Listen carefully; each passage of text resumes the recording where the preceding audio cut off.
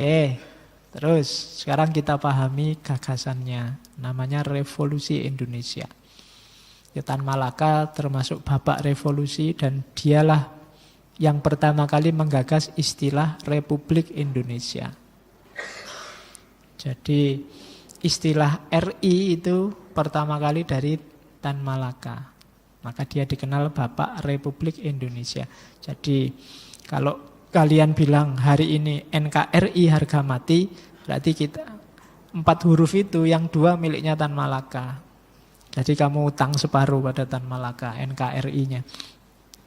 Karena istilahnya dari Tan Malaka. Nah, Tan Malaka tidak mau kalau hanya evolusi, tapi revolusi. Harus cepat perubahannya. Jangan lambat, jangan lama-lama. Caranya apa? Revolusinya nasional.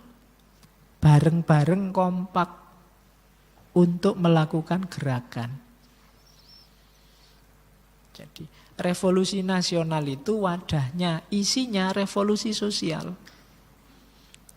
Revolusi sosial itu apa? Ya tadi, menjatuhkan imperialisme dan menyingkirkan gaya hidup feodalisme. Jadi kalau ini sukses, berarti revolusi nasional sukses. Jadi isinya revolusi se-Indonesia, revolusi nasional itu menyisihkan feodalisme, menyingkirkan imperialisme, kolonialisme. Kalau ini sukses, berarti akan lahir Indonesia yang baru, yang merdeka 100%. Maka harus kompak semuanya. Cuma kan gitu. Caranya ya harus strategi dong. Nanti strateginya namanya apa? Aksi massa, mass aksi. Bukan langsung perang dada lawan dada. Kalau perang dada lawan dada ya kemungkinan kita agak berat. Mass aksi itu ya gerakan massa yang bareng-bareng. Ya kayak mass aksi, tak kasih contoh simpel hari ini. Kalau kita tidak setuju dengan acara-acara TV, ayo bareng-bareng tidak usah lihat TV, itu mass aksi. Semuanya, jangan ada yang nonton TV. Nanti kan TV-nya berangkut sendiri.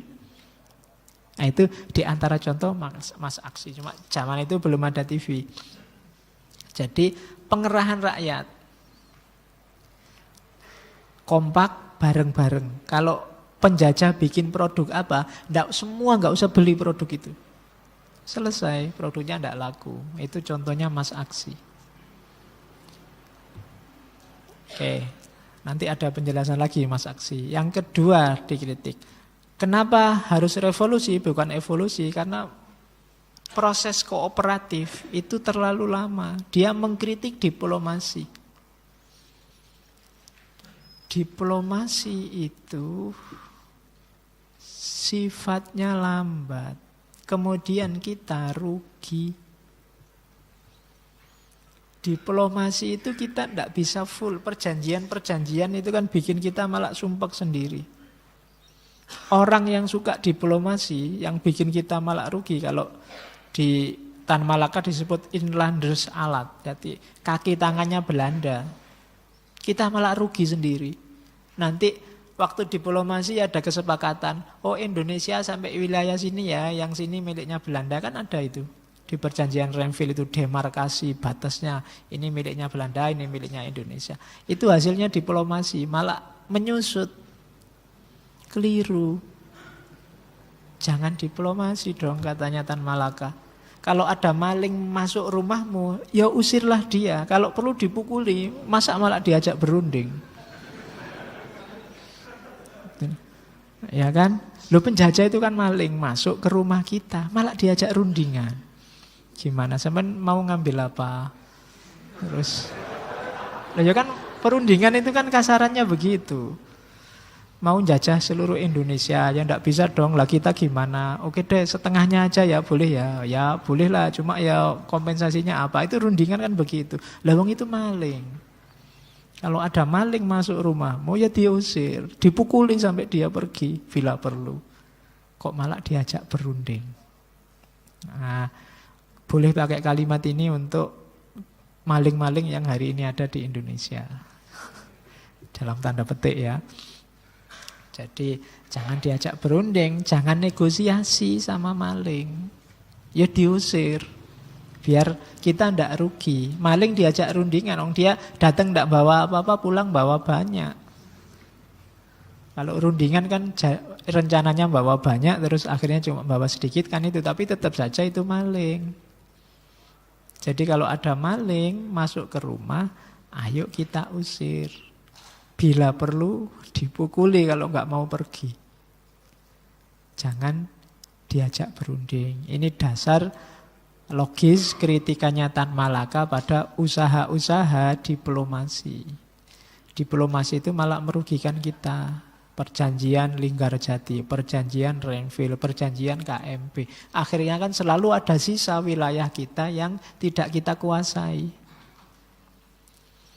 Bahkan perjanjian Renville itu Jawa Barat sebelah sana, jatahnya Belanda, yang ke timur, sehingga ada Long March itu kan, divisi Siliwangi. Itu karena hasilnya perundingan. Kita tidak jadi merdeka 100%. Tan Malaka banyak kritik Soekarno, misalnya kasus Surabaya. Ada waktu ketika para pejuang di Surabaya itu bisa menaklukkan Inggris saat itu di tembak-menembak yang pertama itu. Tapi Soekarno datang ke sana terus jangan perang ya, disuruh menghentikan. Sampai akhirnya ya pasukan bantuan datang semua, hancur Surabaya. Nah itu hasil diplomasi. Coba dilanjutkan perang, itu Inggris jatuh waktu di Surabaya. Analisisnya Tan Malaka. Wong itu jenderalnya aja sudah tewas. Tapi karena tembak-menembaknya disuruh dihentikan, akhirnya bala bantuan Inggris datang. Dan Surabaya jadi lautan api. Alasannya damai terus rundingan dulu, jangan perang. Itu kan kita sudah dipukul, tapi waktu kita mau balas, sabar, rundingan dulu. Gitu. Jadi logikanya itu yang dikritik Tan Malaka. Oke, ya dalam banyak hal Soekarno bagus dan sangat bagus, tapi beberapa dikritik oleh Tan Malaka. Terus dia mengusulkan ini, gerilya politik ekonomi. Itu yang pakai istilah gerpolek. Jadi bagi Tan Malaka perjuangannya orang Indonesia itu dibagi dua fase. Yang pertama musim jaya bertempur, dan yang kedua musim runtuh berdiplomasi. Jadi kita itu dulu jagoan loh waktu perang, penjajah pontang-panting. Sampai akhirnya diplomasi habis. Dan banyak cerita kan yang arahnya ke situ. Pangeran Diponegoro itu Belanda tidak bisa mengalahkan. Tapi begitu beliau mau diplomasi, jatuh. Jadi fase perjuangan Indonesia rata-rata juga begitu. Jaya bertempur, tapi kemudian runtuh berdiplomasi. Akhirnya membangunnya lebih susah lagi. Jaya bertempur itu ya dari 17 Agustus sampai 17 Maret 46. Setelah itu era diplomasi dan kita runtuh. Termasuk perjanjian terakhir, konferensi meja bundar, itu kan banyak yang lepas dari Indonesia. Jadi gara-gara apa? Ya terlalu banyak diplomasi. Kita tidak sadar akhirnya wilayah kita justru banyak yang dicaplok oleh penjajah. Dan akhirnya kita tidak merdeka 100%. Baik dari sisi kebebasan berekspresi maupun keluasan wilayah. Makanya kemudian nanti Tan Malaka ingin agar Indonesia itu merdekanya 100%. Meskipun dia punya banyak sekali halangan dan pada akhirnya dianggap mengancam oleh pemerintah dan lahirlah kematiannya yang misterius tadi. Terus, nah ini analisisnya Tan Malaka. Maka kita perlu revolusi. Cuma revolusi butuh pemimpin yang revolusioner. Tidak bisa pemimpin yang tidak ganas. Pemimpin yang tidak revolusioner. Cirinya apa pemimpin revolusioner itu? Yang pertama, itu kan kalimatnya Tan Malaka. Seorang pemimpin harusnya seorang yang cerdas dan mampu memimpin suatu pergerakan revolusioner. Itu pasti. Kayak Nabi dia harus fatona. Kalau tidak cerdas, kasihan anak buahnya. Nanti anak buahnya yang harus banyak menjelaskan. Wong dia tidak dong-dong. Nanti malah ngerusak. Bingung dijelasin balik-balik. Hahe aja. Hah? Apa? Sumpek itu anak buahnya. Pemimpin harus cerdas. Jadi kalau kuat fisik atau sehat fisik bisa diatasi. Tapi kalau tidak sehat mental, apalagi tidak cerdas, itu berat bagi seorang pemimpin. Karena dia yang harus ngatur. Makanya Plato itu teorinya raja filosof. Yang jadi raja harus filosof. Bukan tentara, bukan pedagang, bukan. Enggak. Kalangannya harus kalangan filosof. Kenapa? Butuh kualifikasi nomor 1, cerdas. Kalau sudah cerdas, ia dapat memberikan pertimbangan dan memperkirakan arah perjuangan yang akan berjalan. Jadi dia bisa memprediksi, melakukan kalkulasi-kalkulasi rasional. Itu yang dibutuhkan dari seorang pemimpin. Pemimpin bukan moderator. Moderator yang silahkan ngomong, ada pertanyaan, silahkan dijawab, ngono tok. Itu bukan pemimpin. Jadi dia yang harus mempertimbangkan dan memberikan. Dan bukan MC juga, cuma malam ini kita silahkan ngomong Pak. Kita akhiri, itu bukan pemimpin. Jadi pemimpin yang harus menguasai masalah. Terus dia harus bisa menyelami kemauan rakyat dan bahkan mengontrol. Mengontrol itu mengubah kemauan massa jadi perbuatan. Bisa menggerakkan. Itu pemimpin yang bagus. Kok pemimpin tidak bisa menggerakkan rakyatnya sak kuwar PDW. Apa malas disuruh ngapa-ngapain aja, malas wis kerjakan sendiri. Pemimpinnya teriak-teriak kerja dhewe. Ya itu susah wis. Jadi harus bisa menggerakkan. Rakyat itu kan harus dipancing biar bergerak.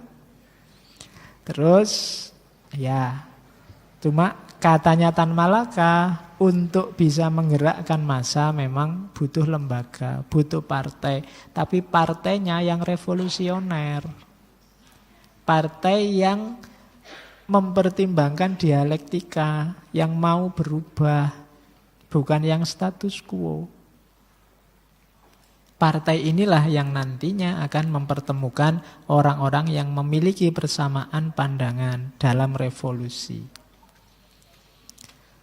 Terus katanya Tan Malaka, untuk mencapai kemenangan revolusi harus memperhatikan 2 syarat.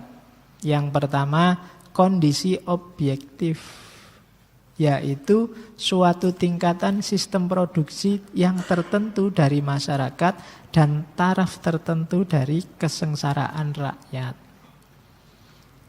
Jadi tak baca sekalian. Yang kedua adalah kondisi subjektif, yaitu kesediaan rakyat untuk membuat sebuah partai revolusioner yang disiplin dan mengakar dalam massa.